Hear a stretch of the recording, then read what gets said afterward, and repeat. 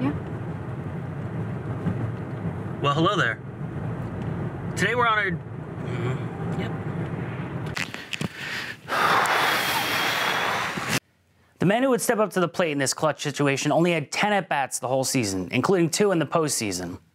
The following, 1998 with Mark McGwire and Sammy Sosa, and the lows being the steroid saga in the 2000s.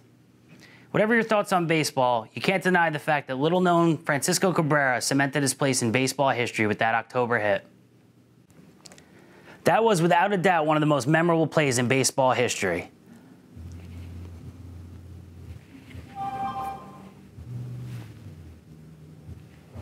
He started his career in 1989 with Toronto Blue Jays.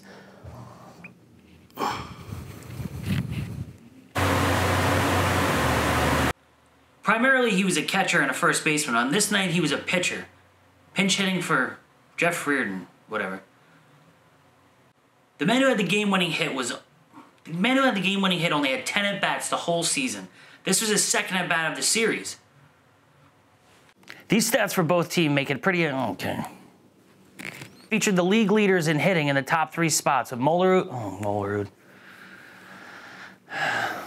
On the other side of the diamond, the Blue Jays could hit as well.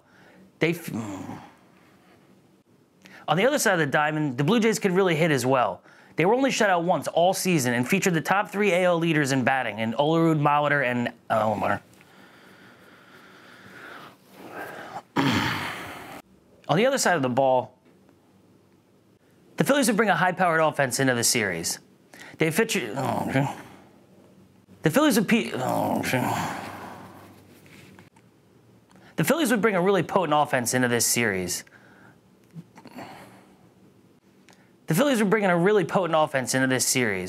Their team led the league in runs, hits, doubles, and on-base percentage. Now, their pitching staff also was awesome because they... The Phillies were bringing a real high-powered offense into the series. They led the league in hits, runs, doubles, and on-base percentage. Meanwhile, the pitching staff led the league in complete games, innings pitched, and strikeouts. On the other side of the ball, Toronto... The pitching staff also led the league in complete games, strikeouts, and walks. The Phillies were bringing a real high-powered offense into the series. Their team led the league in hits, runs, batting average... Oh, my God. The Phillies were bringing a real high-powered offense into the series. They led the league in hits, doubles, runs, and on-base percentage. That's good. That's real good. Okay. During the height of World War II, the United States took precautions to safeguard its ports. One of these safeguards can still be seen today in Monmouth County, New Jersey. I took a trip out to see this defense system.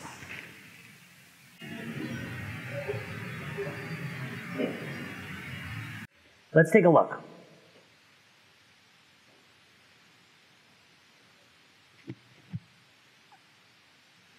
One of the greatest geographical features of the United States is the fact that it's bordered by water on its eastern western coast. While it may seem improbable, there was a time where invasion by an enemy country wasn't that improbable.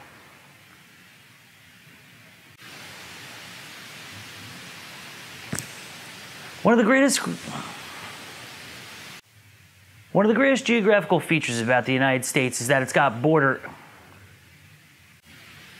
During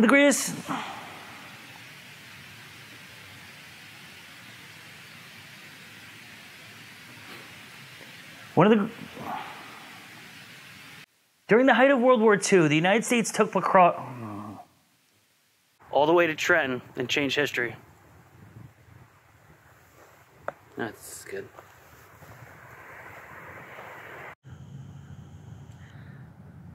Right behind me here is the Continental Trail. And this is the trail that the Confederate, that's not even the right war. That's stupid.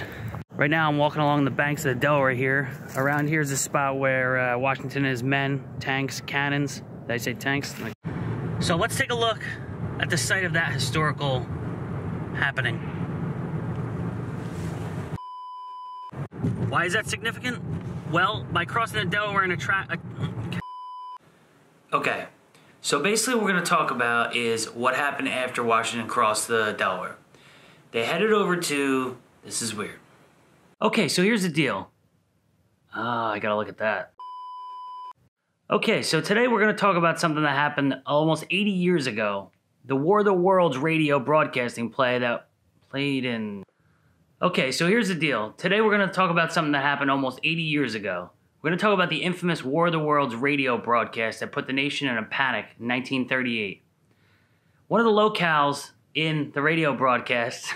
Go f***. The play sent the nation into a panic, or did it? We're not sure. I just threw that in because the World's broadcast was aired on CBS. Just say whatever, doesn't matter if it's on the script. One of the locales settings of this radio play took place in Grover's Mills, New Jersey, which is right down the street. Moron. Just gonna wing this shit. Alright, so today we're going to talk about the War of the Worlds broadcast that took place in 1938. One of the locales in the setting of this took place in Grover's Mills, New Jersey, which is right down the street. Where is it? Right down the street.